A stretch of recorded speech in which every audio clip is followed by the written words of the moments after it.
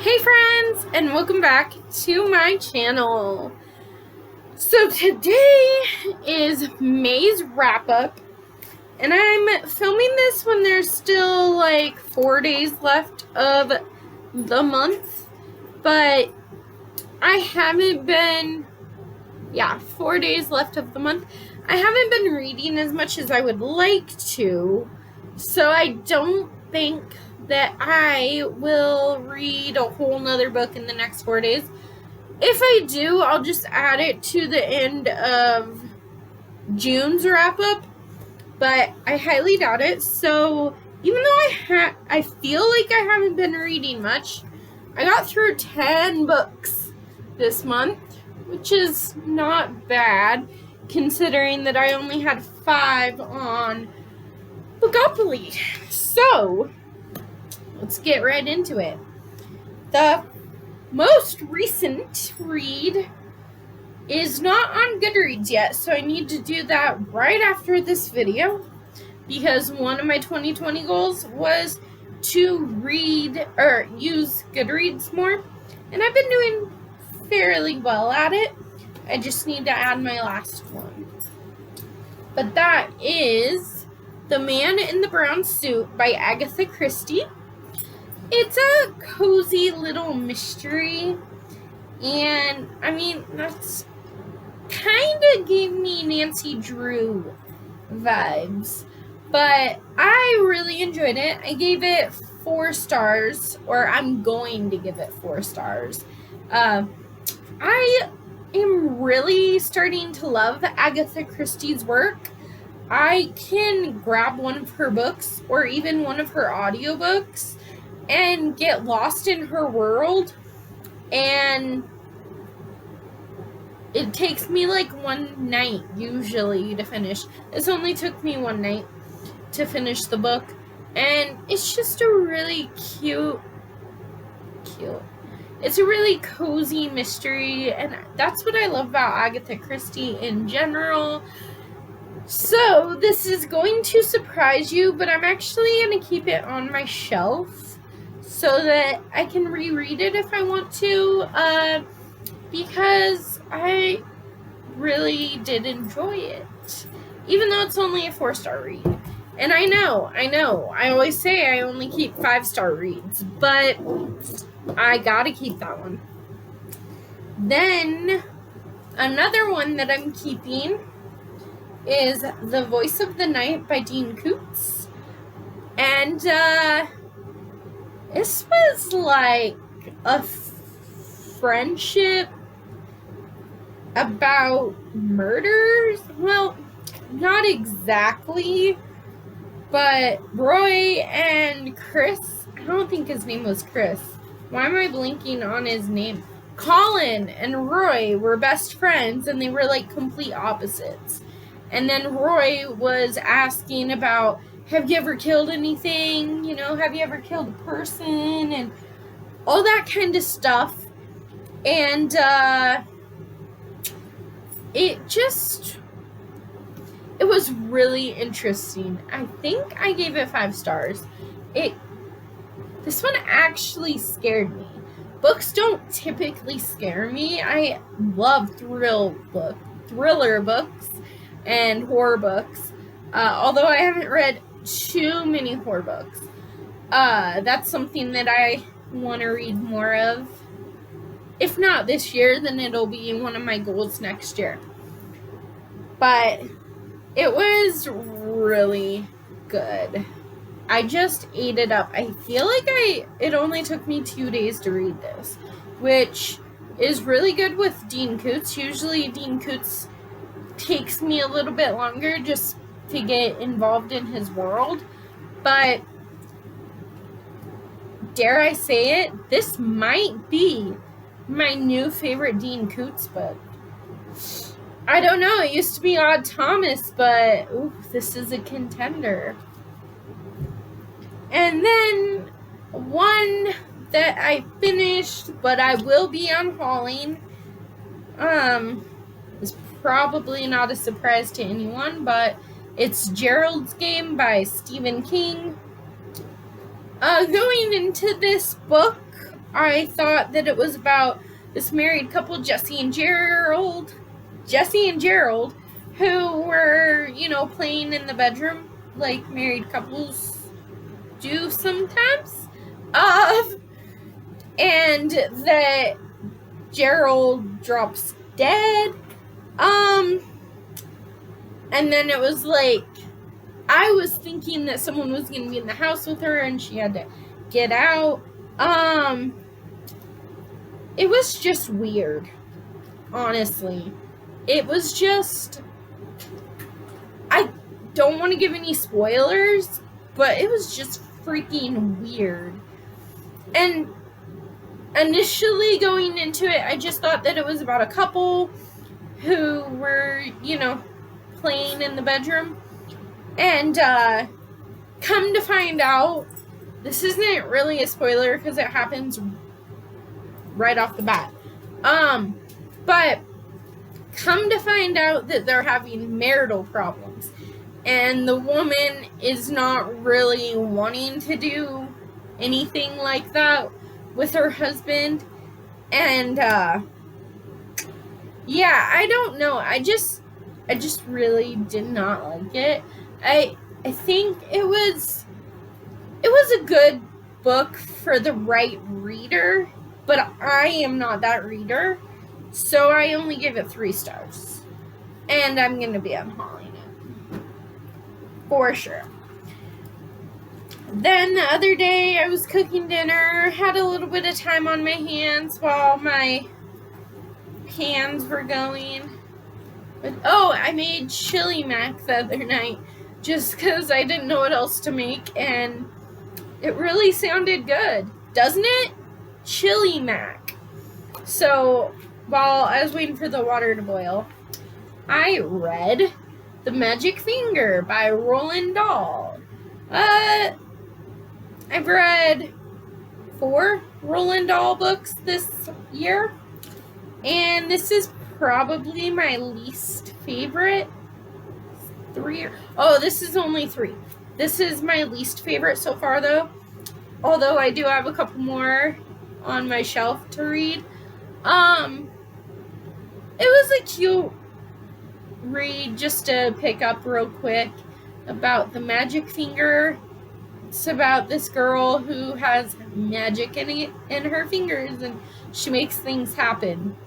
And she turns a family into ducks because they went hunting. And then the real ducks, move into their house. So it was kind of, crazy and cute. And this one was a 4-star read for me. I always really enjoy Roald Dahl's work. But this was not my favorite by him. And I will be keeping it for now. If I don't reread it in a year, then I'll probably just get rid of it if I still have it in a year. This one I got from my friend when she sent me all those Dean Koontz books. Thanks, Michael. So this is What I Believe by Norma Fox Mazer.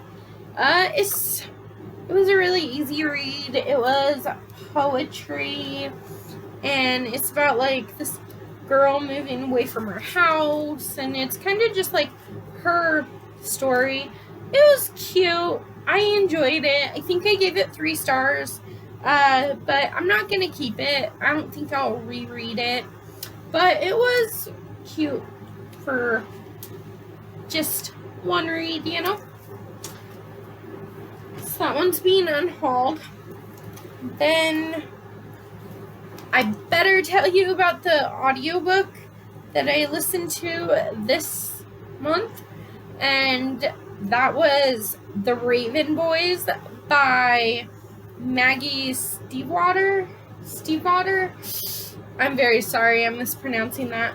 I actually did this challenge, a secret challenge, where I read Books and Lala's favorite books, and I wanted to test how closely we were matched in our reading preferences.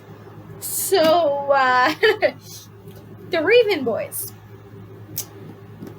I would have DNF'd if it was not for my challenge. I did not like it. I gave it 1 star, and I'm not gonna finish that series. I was so confused the entire time that I was listening to that book, and I kept having to rewind it and listen again, and I don't think having a physical copy would have helped, because I just don't think the writing was very good. It wasn't bad writing, it just wasn't my style. It wasn't good for me.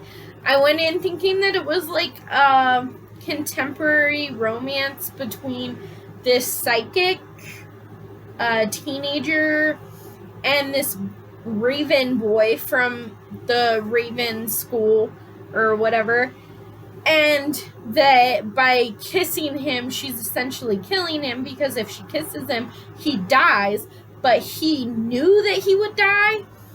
And I got this magical world of confusion, and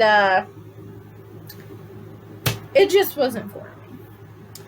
Then the second book I read was actually one that I thought was only going to be 3 stars. And I didn't think I'd love it, I just thought, hey, I'll just read it just for the sake of reading it. But these 2 were on my shelf already, so it was something that I wanted to read. But the one that I wasn't sure about was The Wife Between Us by Geir Hendricks and Sarah Pekkanen. So this is a domestic psychological thriller. More of a psychological than domestic, but there are both in this book. So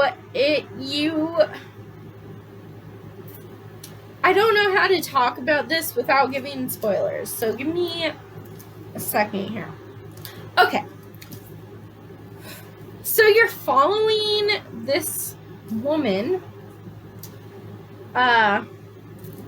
who is talking about her ex-husband, and you think that she is like not over him yet, and that she is still crazy in love with him.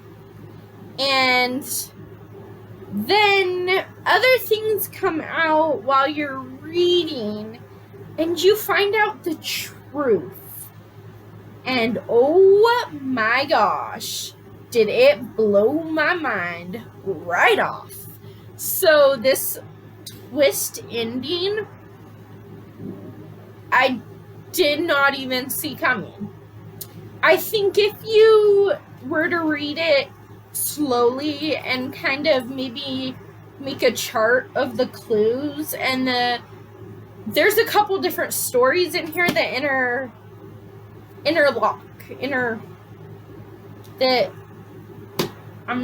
that's not the right word, but they go together eventually, and it'll blow your mind a little bit.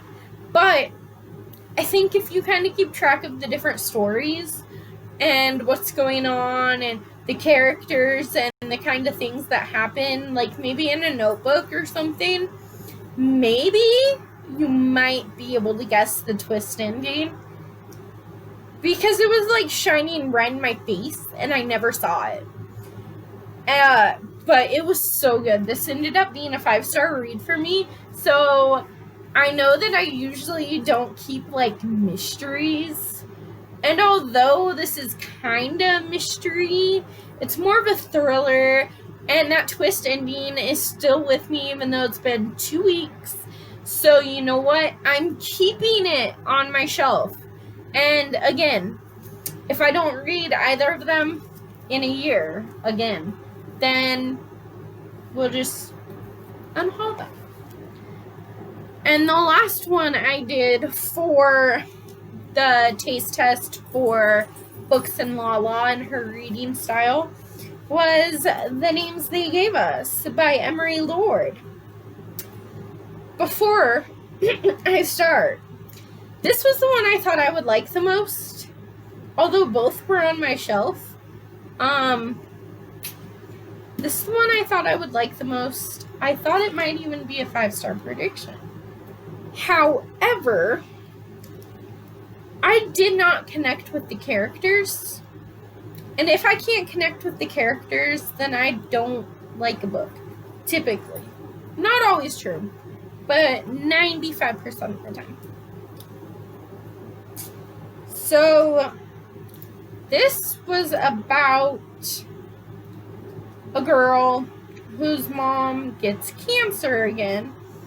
And she's at prom and she doesn't really know until something that the principal says to her kind of sticks with her, and she's like, "What do you mean? Tell my mom that I hope she's okay or that she gets better or whatever." She's been in remission for the past 2 years. But she kind of figures out while she's at her school dance that her mom has cancer again. And usually her dad is a preacher, so usually they go to the church camp, they run it, but her mom wants her to experience life and sends her to the camp across the river, which is for troubled youth, and she's there not as a troubled youth herself, but to kind of mentor them. And I found the premise of the story amazing. Like 5-star prediction, amazing. But I was bored by most of the book. And I didn't connect with the characters. And it just didn't work for me. I wanted it to, but it didn't work for me. So I gave it 3 stars. And I'm going to unhaul it. I'm actually really surprised about the fact that I'm going to unhaul this one as well. Because, like I said, I thought it was going to be my favorite. Alright. Then I got 2 books left that I've read this month. The first one is A Wicked Thing by Rhiannon Thomas. And, honestly, okay, it's a Sleeping Beauty retelling. And I have not had any luck with retellings this year. I was so excited to get through all my retellings. And I either DNF'd and unhauled or gave 3 stars at most to all of my retellings. I think I have 2 books left of retellings, but I don't know for sure. I think this was my 3-star book. And honestly, 3 stars is a little bit too high. I should have given it 2. It didn't work for me. I was bored. And I just didn't like it.